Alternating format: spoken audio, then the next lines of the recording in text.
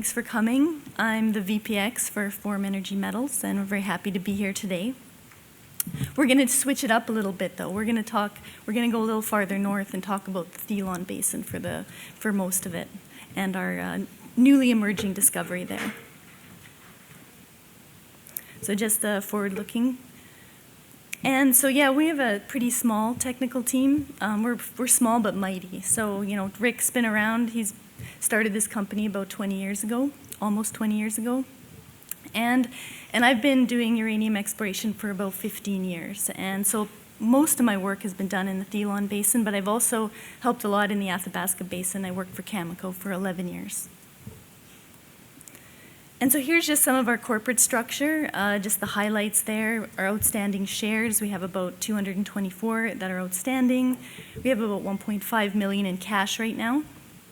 And our price as of last week was 14 cents. So, you know, small market cap, 31 million, and our ownership is shown there too. So we have a strategic investor, 9.9, as well as a few other percentages there showing who owns our stock. The rest is retail.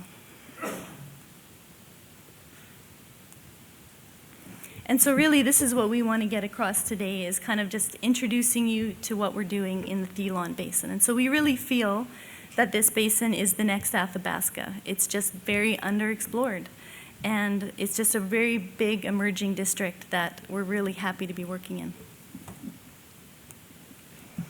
And so we're looking for unconformity deposits, just like my colleagues that presented already today. The unconformity model is just so good because of the high grades. But there's only a few places in the world that have these high grades and these types of deposits in general. And of course, the Athabasca, super endowed.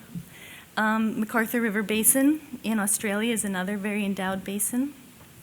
And the Thelon Basin comes in at number 3, and the only real difference in its endowment is that it just hasn't been explored. And so currently there's 133 million pounds sitting in the ground there, owned currently by Orano.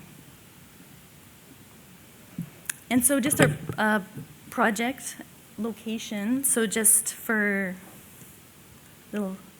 so we're up in Nunavut, and so the Thelon Basin is very similar to the Athabasca. It's just up here, and it's kind of NWT and Nunavut. We're in the very kind of northeast quadrant there. And so infrastructure-wise, there's a small Inuit town of Baker Lake is the closest kind of stakeholder community. And it's located here. It's connected actually to the ocean. So we bring in a lot of our equipment kind of the year before. It requires a bit of planning because of where it is, but we bring it in by barge. And our exploration we kind of conduct in the summer. So it's kind of the best time to do our work up there. And so our project is located basically 100 kilometers west of Baker Lake.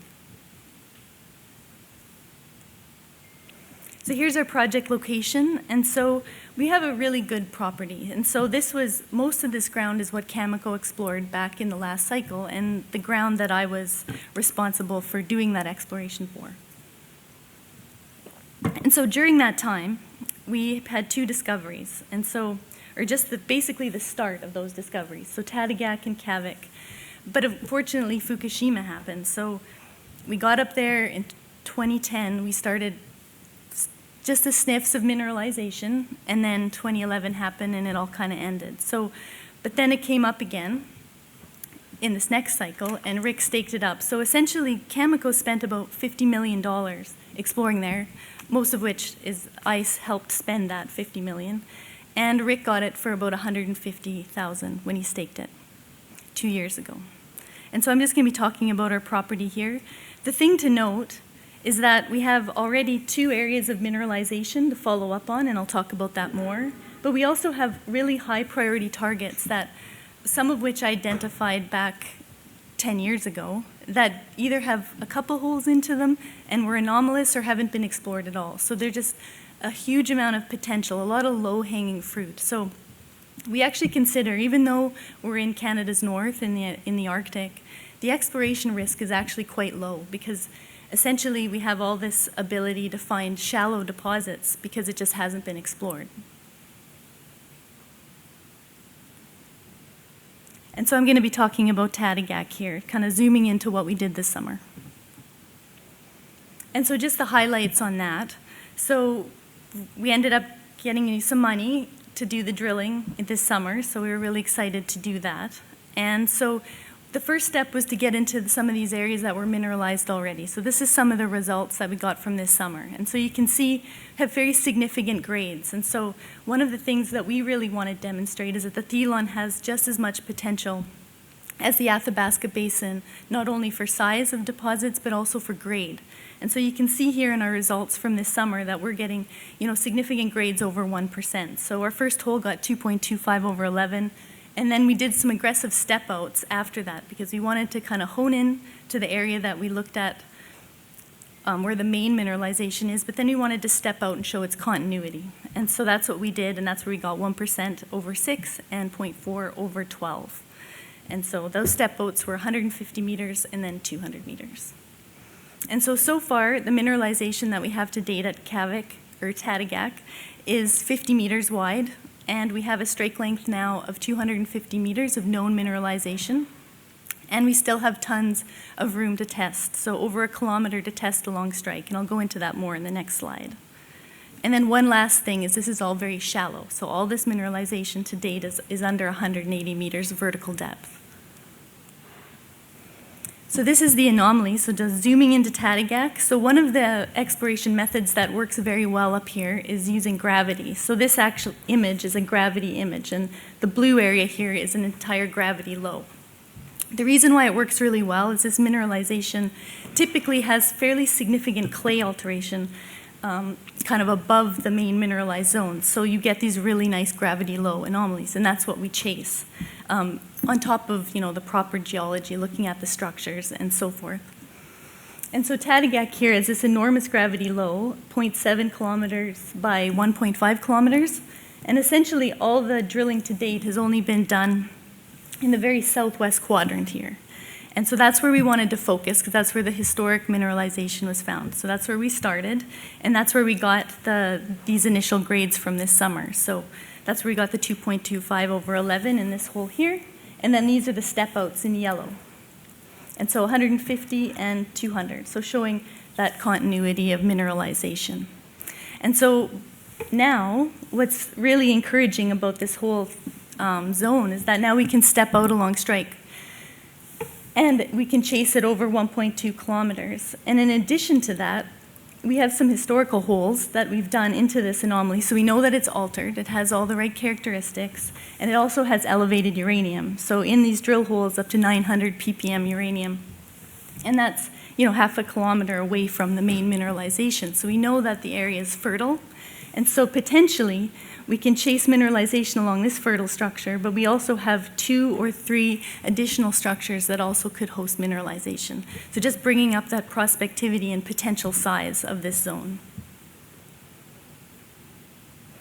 So this is a cross-section through the main zone, and so a northwest to southeast cross-section. So again, showing the geology. And so the main units here are granite body, and then you get a kind of a politic body, and you have these steep structures. So one of the things when we were drilling this back over 10 years ago when I was with Cameco is we didn't quite understand how this mineralization was situated. So we actually thought it was more flat-lying, and that was kind of basing it what we knew off of Orano's deposits, that there was more flat-lying. And so because of that, we were targeting with fairly steep holes, very almost vertical holes. And so after Cameco kind of pulled out of the Thelon, I took that data and I kind of wrapped it up into a PhD thesis.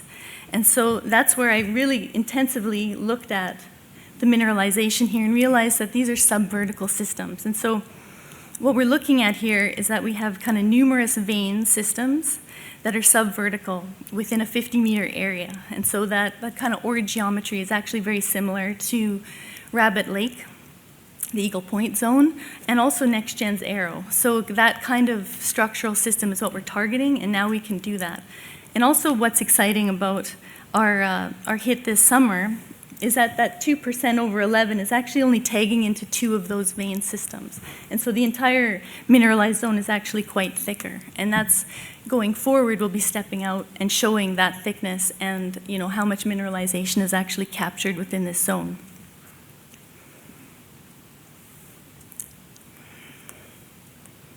If I move to another section, so this is actually just stepping 25 meters to the northeast. So again, you have that similar kind of stacked subvertical lenses. So that's what we've demonstrated in both our drilling and also looking at the historical holes.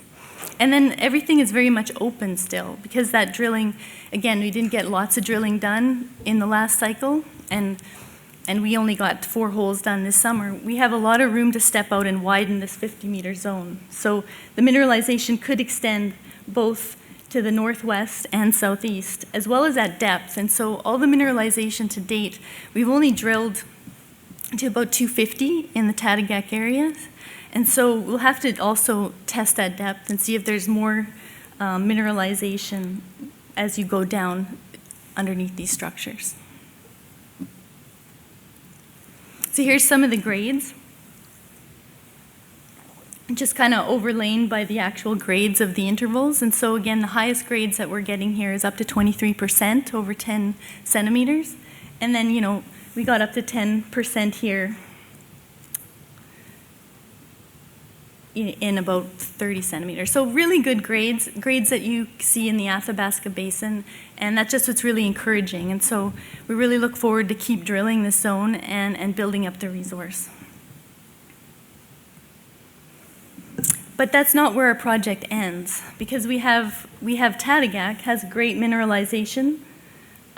Also, during the last cycle, some mineralization was found in this zone as well, and so we didn't even tackle that this summer. And so going forward, we're going to also want to look at that and build that up, knowing the structural geometry is going to be exactly the same based on the historical holes. And so we can target that more effectively and build that up, as well as we have this enormous property that has all these other high priority targets. So they all represent good gravity lows, as well as key structures and key lithologies that appear to be the dominant hosts of mineralization up here. And so these are some of the areas that we'll be looking at in the circles. And then just for your reference, the big prize up here is actually finding the high tonnage, really high grade deposits that are definitely in the Athabasca, and we feel that they're also in the Thelon. It's just a matter of time. And so those deposits like Cigar and MacArthur, for instance, are basically unconformity contact, sort of unconformity deposits. And that's what we have a lot of potential to find. We have the right structures, and we have the Thelon sandstone in here. And so that's what we'll also be chasing on top of building what we already know at Tatigak. And so we did get to one hole this summer that was encouraging. So we moved up to the kind of the northern part in that sandstone. So those traditional unconformity contact type deposits, and we drilled here at Ned. And so really good gravity low, 2 by 2 kilometers, so it's bigger than the Tatigak anomaly. But unfortunately we lost that hole in the sandstone. So we didn't get to target depth, but we did get interesting results. And so kind of the building blocks of how we discover these types of zones. And so we have some really nice bleaching, and we have elevated uranium in the sandstone. And so this is kind of what we look for. And so we have up to 2.6 ppm uranium in the sand, and that's not that exciting, but considering the sandstone is always very low at about 0.1 uranium, that is encouraging. So we know that uranium fluids are moving in the area, we know we have the alteration, and we have the distal pathfinders like boron, silver, and nickel in the area too. So we have that building blocks, and it was the same sort of building blocks we used to find Tatigak back in the day. The first hole that was drilled near Tatigak was actually the very first hole that we drilled in the area. And it just had a little bit of bleaching, but it looked interesting, had the structure, and that's why we ended up drilling later and making the discovery less than 100 meters away from that hole. And so just showing the project prospectivity in general. And so this is now the Athabasca Basin, a little portion of the Athabasca Basin, with our property kind of superimposed in the Thelon on top of it. And it's just to show that you can get a lot of very tier 1 deposits within this sort of land package, essentially. And so there's almost 1 billion pounds of uranium in this area. You got MacArthur up here and so forth, Griffin, Phoenix, Millennium. And so that's the big prize up here. And we have the right structural corridors, and we have the right geology to make one of these happen, I think. But we also have a really good land package in the Athabasca Basin. And so the Thelon is going to be our flagship property just because of the prospectivity. But we have a number of very good properties in the Athabasca Basin that will be continuing to move along. And so we have 3 kind of 100% owned. So we'll be doing some geophysics and kind of getting towards some more quality drill targeting on those projects, especially Wollaston. And then we have a number of joint ventures and some options that we'll be working as well. Hopefully this summer, our partner, Sassy Resources, will be working in the High Rock area and drilling some really good targets there.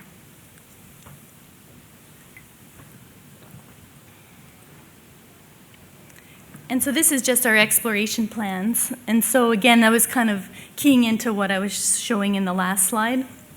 But we have the different corridors here. So Wollaston, we're hoping to do some geophysics this winter. We have a number of really good conductive trends, but we really need to narrow them down before we take that next step to drilling. Henday, so that's now in partnership with UEC. We're really excited about that. And so we're going through data compilation from what Rio did. And hopefully we'll be drilling, in 2025 on that property too and progressing that. But the big one, of course, and the one I want to highlight is, of course, the Thelon. So we'll be working there in 2024 summer. And so the best time to do exploration there is the summer, and we'll be going from basically June to October with 2 drills, 12,000 meters, and we're going to try to bring some of these plans of mine to come true. And so really, this is just the last concluding slide, and really just the big message we want to get across to everyone is that investment in Forum is going into 2 discoveries. And so it's a really unique opportunity where we have that ability to have really good targets right away, and that's where your money is going. And then also the likelihood, because there's so much low-hanging fruit, to actually make new discoveries. And that's what we're really excited about. And maybe someday we'll be able to say that there is a McArthur or a cigar-type deposit in the Thelon as well. So thank you.